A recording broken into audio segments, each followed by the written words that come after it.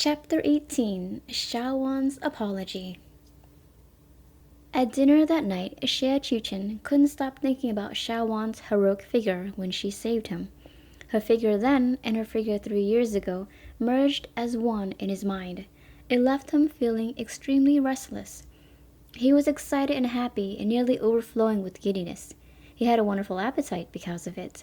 At first, he ate with gusto, but when he realized he'd get fat if he kept it up, he stopped. He didn't want to risk Shaowan's displeasure. With a smirk, he began nibbling at his food instead. The look alarmed Zhao, and he wrung his hands in consternation. Shaowan had hooked a poison deep into his young master.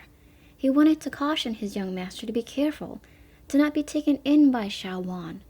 But at the same time, after everything earlier, he had to concede she was their savior. She not only resolved his young master's dilemma, but she was also helping with Master Shen's vision. He didn't want to be ungrateful, so he decided not to say anything bad about her. Instead, he mumbled, "Young master, this morning I lied."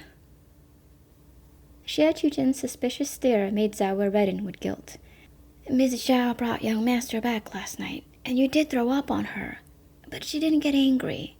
She was considerate and wiped young master's face and hands clean, and then she tucked young master into bed before leaving.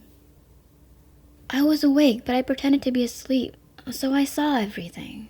Miss Zhao already has a main husband, so I lied about last night because I didn't want young master to be fooled by her." Zhao dropped his head as his confidence left him. "Young master, I shouldn't have lied." At this, a huge grin broke out on Xie Chuchen's face. His eyes shone with delight as he grabbed Zhao's hand. With the passion, he said, "She doesn't blame me for anything?" Zhao stared at Xie Chuchen speechlessly. Xie Chuchen went on excitedly before Zhao could answer. "She wiped my face, my hands. She really tucked me in." Thinking about it made his cheeks burn and he turned shy. "I can't believe I slept through it. Such a good opportunity. Gone to waste." Zhao stared at his young master's foolish, dreamy expression. He felt that his young master was missing the point. He asked hesitantly, "Young master married into the Shao house to escape the Shu wedding, right? So why is young master so pleased all of a sudden? For that matter, why was young master so sad at the horrible words inside the main hall yesterday?" Zhao had only found out about the forced marriage after the crawl through the doggy hole. It explained why his young master had been so listless and had no desire to return home. But his young master's expression right now was all wrong.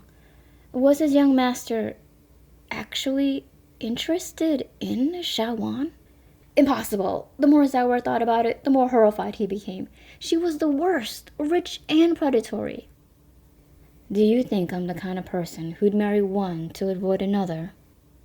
Xie Chuchen looked at Zhao, his own eyes softening. "No, I married her because I wanted her to be my wife." He thought about the warmth that was within his grasp. He'd reach his dream one day.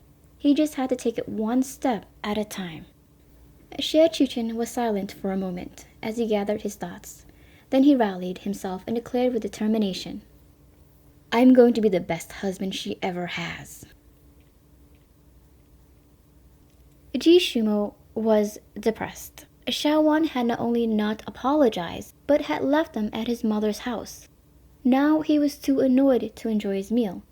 But then he heard about Shaowan creating a scene and causing trouble in front of the Xie house.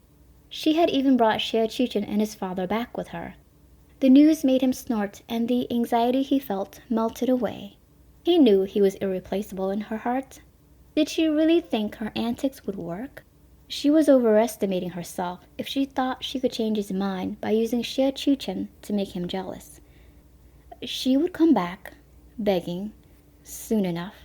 When she did, he had to make sure she got his full wrath. While Ji Shumo was thinking longingly of Shaowan, Shaowan wasn't thinking about Ji Shumo at all. She was in fact studying hard in the library, practically drowning in a pool of books. She was doing everything she could to pass the exams. She was exhausted and could barely stay awake, but she managed to burn through an entire stick of incense before collapsing on the table and falling asleep. That night, she had a dream. In it, a rare June blizzard swept through Eastern Way. She watched as snow gradually covered that person's meager, slender back. "Xie Qiuchen! Qiuchen!" Her heart had gone to her throat, and she had desperately shouted with all her might. She yelled so much she woke herself up.